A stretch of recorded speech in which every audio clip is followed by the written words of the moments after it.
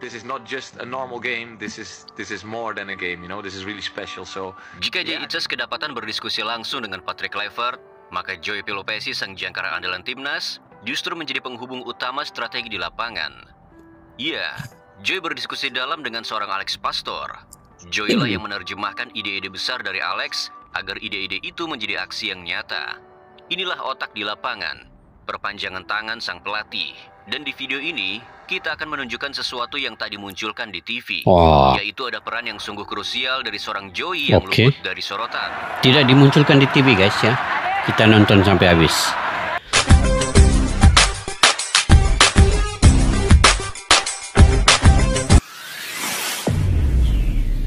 Assalamualaikum dan salam persaudaraan, salam sepak bola. Selamat bertemu kembali guys di channel Askalani Studio.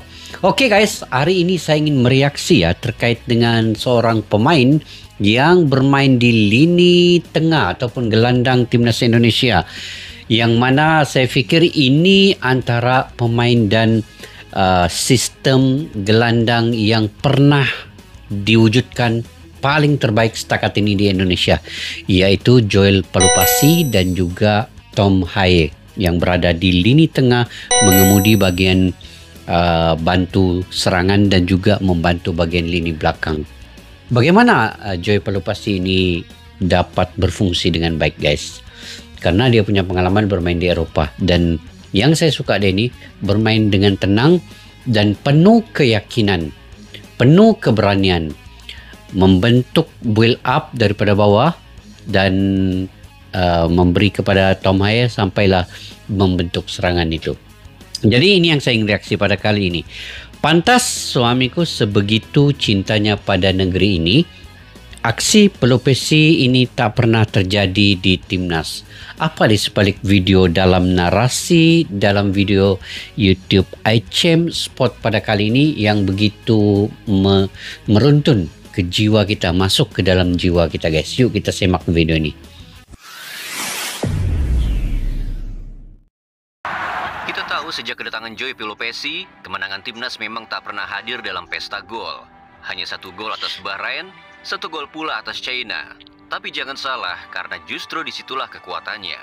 Tim ini mungkin belum tampil dominan, belum menggempur lawan dengan skor mencolok. Tapi ada satu hal yang berubah total sejak Joey menginjakan kaki di lini tengah, yakni stabilitas dan ketenangan. Ia menghadirkan perlindungan mutlak di depan barisan belakang timnas Indonesia. Joey adalah tembok yang menghancurkan setiap potensi bahaya dari tengah. Dan yang membuatnya berbeda, dia tak perlu bermain kasar, tak perlu atraksi. Tidak ada main kasar. Gaya mainnya sederhana, bersih, tenang, namun mematikan. Hal yang Joey ini tunjukkan sungguh sangat efektif. Bahrain telah merasakannya. China pun juga jadi korban selanjutnya yang dibuat frustasi. Setiap serangan yang dibangun dari tengah berhenti di hadapannya. Seakan gelandang bertahan timnas itu adalah dinding tak terlihat yang sukar untuk dilewati. Betul guys. Frustasi itu akhirnya memuncak. Para pemain China kehabisan cara untuk menembus lini tengah Indonesia. Dan ketika akal tak lagi bekerja, emosi mulai mengambil alih. Emosi mulai mengambil alih ya. Sebuah sikutan brutal menghantam dada, bahkan kakinya mengarah ke area Ichibos yang sangat berbahaya. Ini bukan insiden biasa. Ini juga bukanlah ketidaksengajaan. Ini adalah sinyal yang terang-terangan. Joey Pelupessy telah menjadi duri dalam daging mereka. Sosok yang membuat lawan kehilangan kendali. Ia tak hanya mematikan serangan, tapi juga mematikan semangat lawan untuk memenangi laga.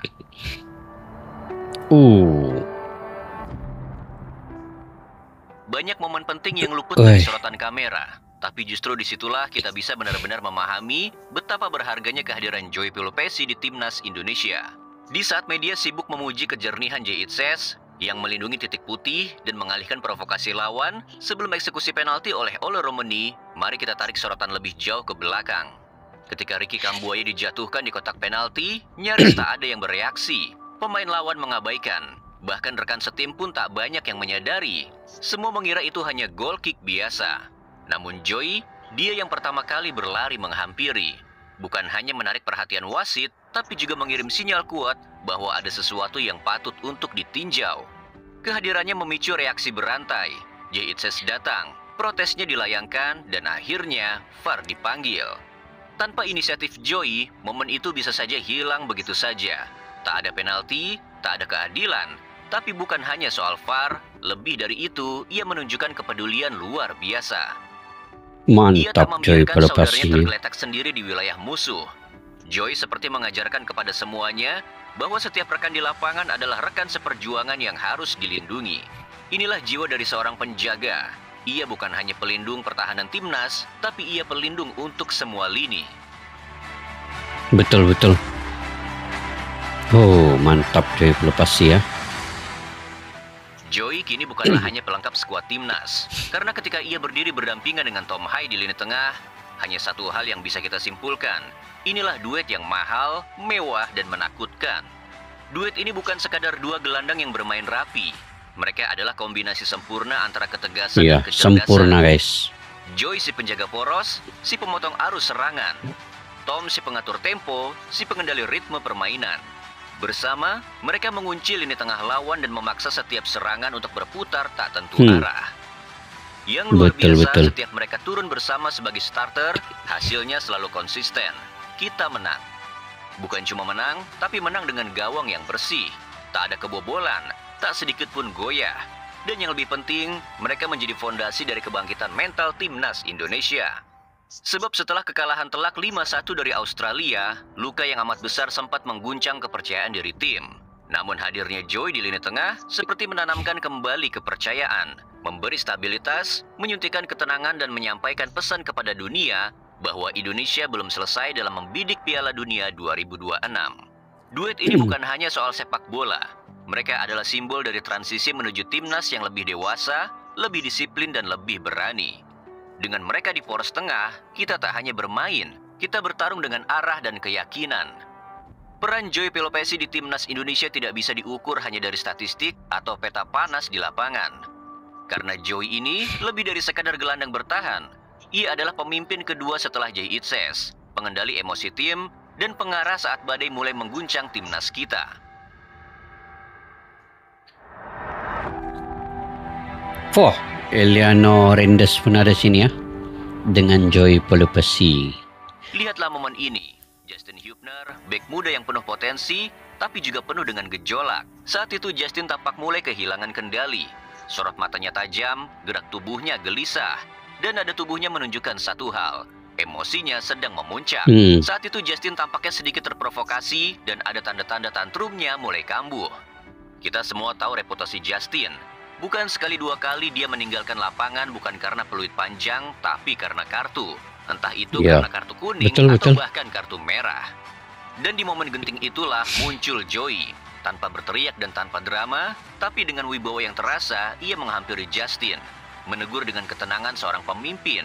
Bukan hanya untuk meredakan situasi, tapi untuk menyelamatkan tim dari potensi bencana.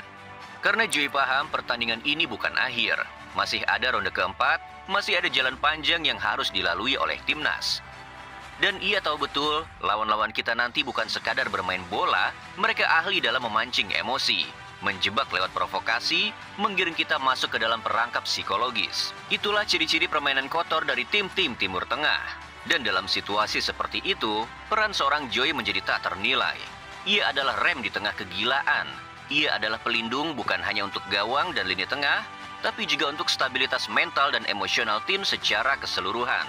Ini adalah bentuk kepemimpinan yang tak banyak disorot, tak tertulis dalam statistik, tapi justru menjadi fondasi tak tergantikan dalam perjalanan panjang sebuah tim nasional. Joy adalah sosok yang menjaga arah, bahkan ketika kita nyaris kehilangan kendali. Semua orang tahu, Joy bukanlah pilihan pertama. Ia datang bukan sebagai bintang utama, bukan sebagai prioritas. Oh, itu lagi Jero Redewell. Jero adalah yang lebih dulu diincar, tapi proses naturalisasinya terlalu rumit, terlalu banyak ganjalan, dan saat satu pintu tertutup, terbukalah pintu lain. Pintu menuju sosok yang mungkin tak direncanakan, tapi ternyata adalah yang paling dibutuhkan.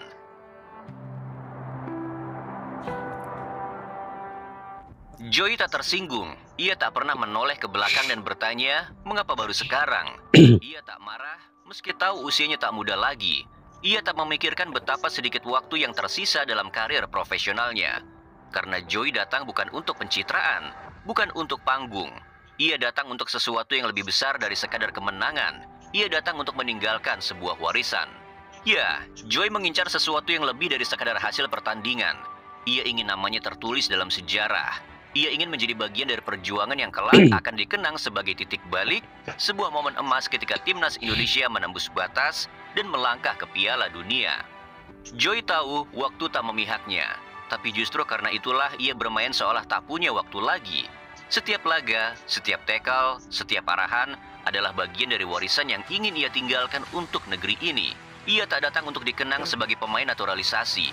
Ia datang untuk dikenang sebagai pahlawan perjuangan, si anak bangsa yang pulang kembali untuk kepangkuan Ibu Pertiwi.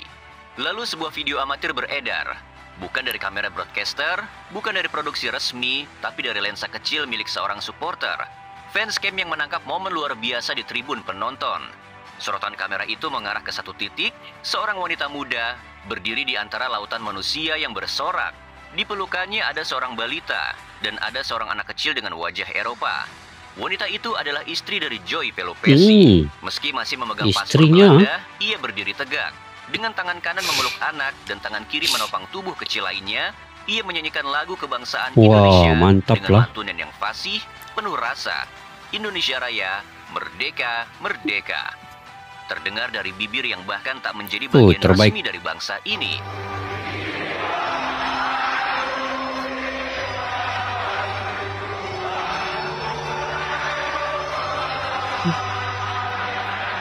Ia tak sekadar bernyanyi, ia larut dalam atmosfer.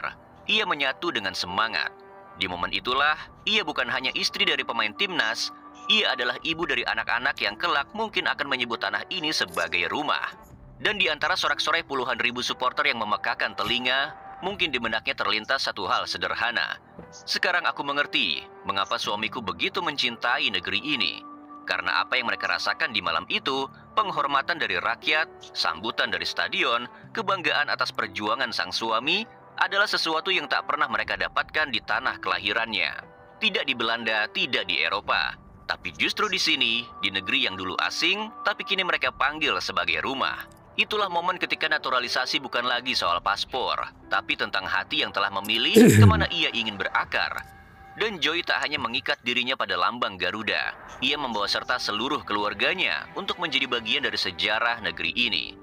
Dan di tengah riuh rendah stadion yang bergema, di antara sorakan, peluit panjang, dan nyanyian supporter yang tak henti-henti, satu nama perlahan mulai terukir dalam hati jutaan pecinta sepak bola Indonesia. Joy Pelupesi. Bukan sekadar pemain naturalisasi, bukan pula sekadar pengisi kekosongan taktik, tapi sosok yang lahir dari kerendahan hati, kedewasaan sikap, dan kecintaan yang tulus kepada negeri yang belum lama ia pijak, tapi kini telah ia bela dengan sekuat jiwanya. Ia datang bukan saat timnas di puncak, ia hadir bukan untuk selebrasi, tapi untuk perjuangan. Ia tidak minta untuk dicintai, tapi justru pengorbanannya yang membuat semua orang jatuh cinta padanya. Ketenangannya di tengah kekacauan, visinya dalam mengatur ritme, dan keberaniannya dalam menjaga stabilitas membuat satu hal menjadi jelas. Indonesia kini punya jangkar yang kuat, bukan hanya di lapangan, tapi juga di ruang jiwa seluruh tim. Kita tak tahu bagaimana akhir dari perjalanan ini. Kita belum tahu apakah langkah kita akan benar-benar sampai ke Piala Dunia. Tapi satu hal yang pasti, jika kelak kita berhasil mengukir sejarah, maka nama Joy Pelupesi akan ada di antara pahlawan-pahlawan yang membuka jalan. Karena ia tidak datang hanya untuk bermain bola, ia datang untuk membuktikan bahwa cinta pada negeri bisa tumbuh, bukan hanya dari garis keturunan, tapi dari ketulusan untuk berjuang bersama. Joy bukan pilihan utama, tapi ia kini menjadi pilihan yang tak tergantikan. Dan mungkin di akhir semua ini, kita akan sadar bahwa terkadang sosok terhebat dalam tim bukanlah mereka yang paling sering dipuja kamera, tapi mereka yang diam-diam menjadi alasan tim ini terus percaya pada harapannya.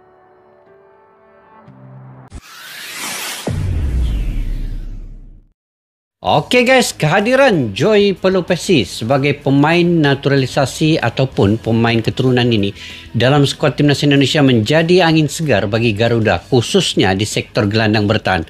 Lahir di Belanda, dia mempunyai darah Maluku dari pihak ayahnya. Perjalanan karirnya yang panjang di Eropa mulai dari Akademi FC20 hingga menjadi Kapten Hercules Almedo menunjukkan betapa matang dan berpengalamannya sosok ini. Dan warga negara Indonesia ini menjadi WNI pada Maret 2025 ya, baru saja guys. Penampilannya langsung mencuri perhatian. Dia tampil tenang, disiplin dan mampu menjaga keseimbangan tim di lini tengah. Perannya sebagai gelandang bertahan memberi kestabilan dalam skema taktik diterapkan pelatih baru Patrick Kluivert.